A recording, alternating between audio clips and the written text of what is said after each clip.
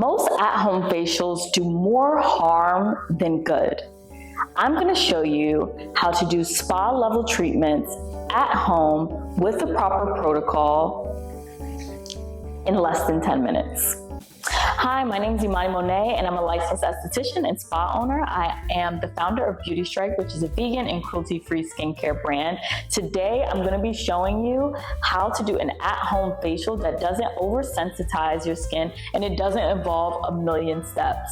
Now, you're going to start with a double cleanse. First, I would use either the oil cleanser or the green tea cleanser because both are really great products at breaking down sunscreen, makeup, oil, or dirt from your day. I mean, I live in New York, and if you're going on a subway, please, please, if you ride the subway to work or if you just step outside of your apartment, the air, the smog, the humidity, okay? You need something that's gonna break down the dirt and sebum on your skin without interfering with your skin's moisture barrier, okay? So first, I would use one of those two products to do just that.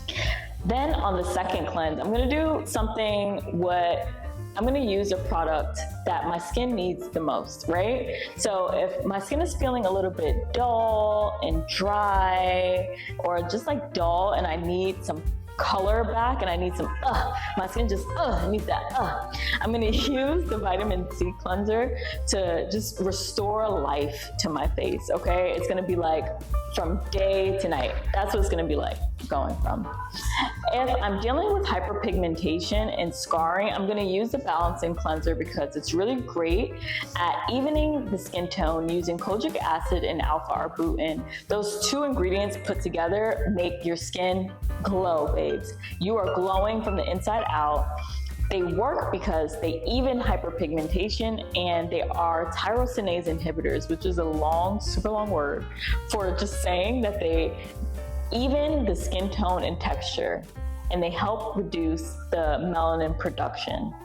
If my skin needs a bit of an exfoliation, I'm gonna use the Purple Rice Cleanser because it's super good at getting rid of any just like extra skin, like dead skin that you have on the surface of your skin, while it's not gonna dry you out. That's super important because as a dry skin eczema girly, I need to make sure that my skin is exfoliated because of makeup outside, but I don't want to dry it too much, right? So I would use that. And for a more oily girl, say you have super oily skin and you need something that's going to cut through that oil, okay?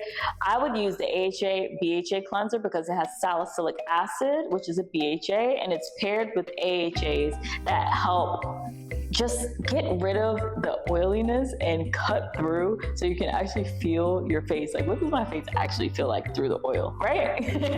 Next, I would do a toner. Now, depending on what cleanser you use, you might want to go straight for a intense toner, like an exfoliating toner. Say that you're experiencing a breakout. I would definitely do the vitamin C toner. I would do our AHA toner, definitely. Those two. Or if I am looking for more peace and calm and serenity in my skin, I would do either the cucumber toner, the rose water toner, or I would do the green tea toner. Sorry, I'm over here looking at the products like, what would I use? Oh my God. And next, I would do a spa level mask. Now, what does that mean? It means that you've already double cleansed, you've toned, and now we're about to do a mask. Now, depending on what your skin is going through, that is the mask that I would use. Personally, on a day-to-day, week-to-week, I love to use the pineapple and papaya exfoliating mask just because it's good for those little fixes. It gets rid of the sebum that you have, any dirt, any oil, any whiteheads that you may have. But if you're experiencing a breakout, I would definitely use our pumpkin glycolic mask because it is more intense and it's going to get rid of cystic acne, blackheads, and any like just icky thing that just popped up and is probably like the size of a volcano. While I have the mask on my face, I am going to massage it in. I'm going to massage it in for at least 5 minutes. You heard me. I'm gonna massage my face for 5 minutes. This is a 10-minute facial, and 5 of those minutes are gonna be spent massaging my face with this mask on, okay? I'm gonna do it very slowly, starting with the chin. I'm gonna start with the chin, massaging the cheeks, massaging around the eyes and the eyebrows, the forehead, the nose, underneath the chin, and even the neck and décolleté.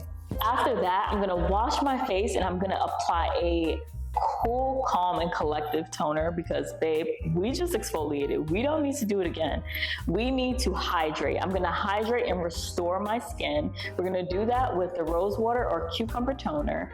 And then if it's daytime, we're gonna moisturize and SPF.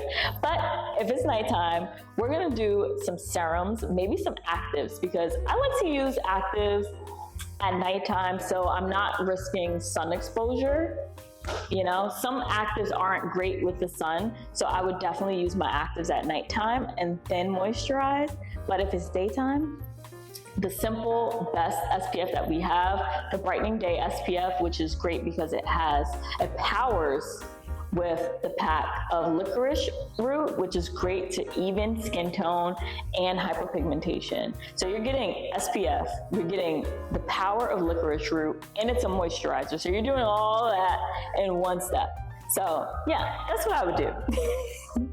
This is my go-to reset facial at home when I can't make it in to see my esthetician, which is me, using all my products that I have here at the store. Let me know your skin type in the comments and I will help you customize your facial, okay?